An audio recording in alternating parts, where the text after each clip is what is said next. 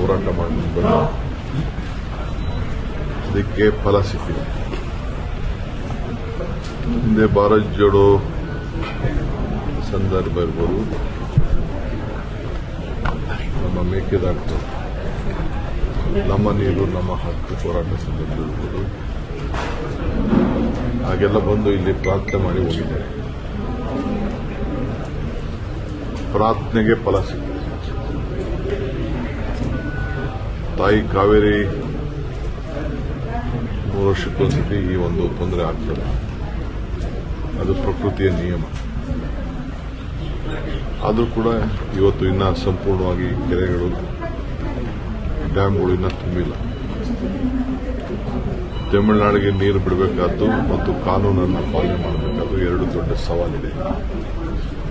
ಜೊತೆಗೆ ನಮ್ಮ ರೈತರನ್ನು ಕೂಡ ಬದುಕಿಸಬೇಕಾದ್ದು ಒಂದು ದೊಡ್ಡ ಸವಾಲು.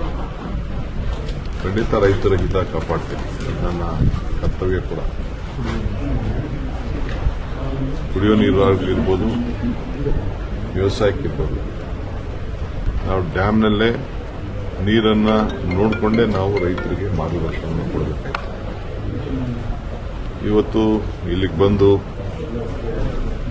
ಒಳ್ಳೆ ಮಳೆ ಆಗಲಿ, ಮಳೆಯಿಂದ ಬೆಳೆ ಆಗಲಿ, ನಮ್ಮ ರೈತರಿಗೆ ಅನ್ನ ಸಿಕ್ಕಲಿ, ಅವ್ರ ಬದುಕು ಕಟ್ಕೊಳ್ಳಿ, ಕನ್ನಂಬಾಡಿ ಕಟ್ಟೆ ಅನ್ನದ ತಟ್ಟೆ, ಇದನ್ನು ಹೇಳಿ ಹಿಂದೆ ಕೂಡ ನಾನು ಕಾವೇರಿ ಪೂಜೆಯನ್ನು ಮಾಡಿಸುತ್ತೇನೆ.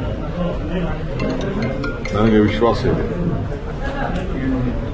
ಇವತ್ತು ಸುಪ್ರೀಂ ಕೋರ್ಟ್ ಅವರು ಕೂಡ ನಾನು ಕಾವೇರಿ ಪೂಜೆ ಮಾಡಿದ್ಮೇಲೆ ನಂದೇ ಆದಂಥ ಒಂದು ಪ್ರಯತ್ನ, ನಂದೇ ಆದಂಥ ಒಂದು ಸ್ಟ್ರಾಟಜಿ ಇವೆಲ್ಲ ಕೂಡ ಆದಮೇಲೆ ಸುಪ್ರೀಂ ಕೋರ್ಟ್ ಕೂಡ ತಮಿಳುನಾಡಿಗೆ ಯಾವ ಥರದ ಆಗಲಿ, ಬೇರೆ ಯಾವುದೇ ಆಗಲಿ, ಪಕ್ಕದ ರಾಜ್ಯದವರಿಗೆ ನಮ್ಮ ರಾಜ್ಯದ ಸೀಮಿತವಾಗಿ ಡ್ಯಾಮ್ ಕಟ್ಟಲಿಕ್ಕೆ ಅಭ್ಯಂತರ ಇಲ್ಲ ಅಂತೇಳಿ ಸುಪ್ರೀಂ ಕೋರ್ಟ್ ಹೇಳಿದೆ.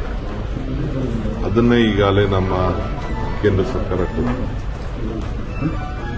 ತಮಿಳುನಾಡಿನ ಸಂಸತ್ ಸದಸ್ಯರಿಗೆ ಉತ್ತರ ಕೊಡಬೇಕಾದ್ರೆ ಅದನ್ನೇ ಕೂಡ ಅವರು ಪ್ರತಿಪಾದನೆಯನ್ನು ಮಾಡಿದ್ದಾರೆ. ನಾನು ಖಂಡಿತ ನಮ್ಮ ರಾಜ್ಯದ ಹಿತ, ಅದರಿಂದ ತಮಿಳುನಾಡಿಗೆ ಏನು ನಾವು 177.5 TMC ನೀರು ಕೊಡಬೇಕು, ಅದಕ್ಕೂ ಕೂಡ ಆ ಜಡ್ಜ್ಮೆಂಟ್ ಅಲ್ಲಿ ಬದ್ಧತೆಯನ್ನು ವ್ಯಕ್ತಪಡಿಸಿದ್ದಾರೆ.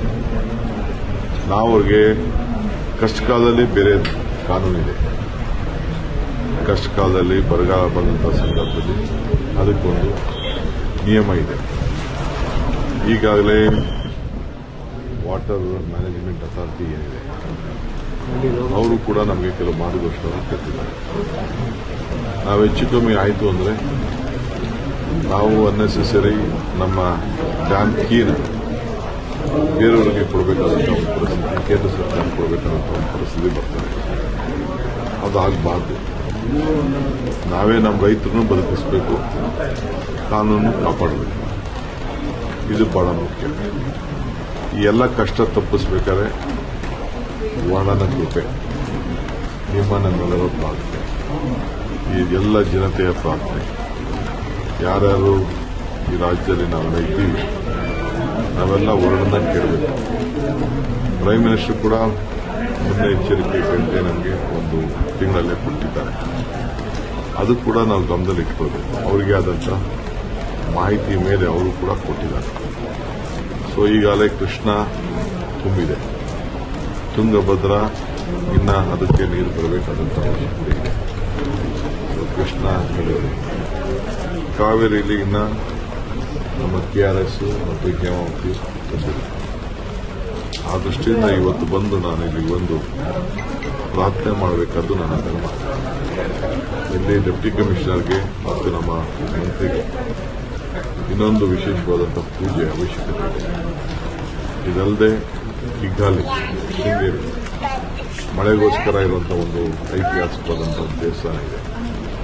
ಅಲ್ಲೂ ಕೂಡ ನಮ್ಮ ಸ್ಥಳೀಯ ಶಾಸಕರಿಗೆ, ಯಾಕೆಂದರೆ ನಾನು ಅಸೆಂಬ್ಲಿ ಇದೆ, ನನಗೆ ಹೋಗಬೇಕು ಅಂತ ಆಸೆ, ನಮ್ಮ ಜಿಲ್ಲಾಧಿಕಾರಿಗಳಿಗೆ ಮತ್ತು ನಮ್ಮ ಧಾರ್ಮಿಕ ಮಂತ್ರಿಗಳಿಗೆ ಸೂಚನೆಯನ್ನು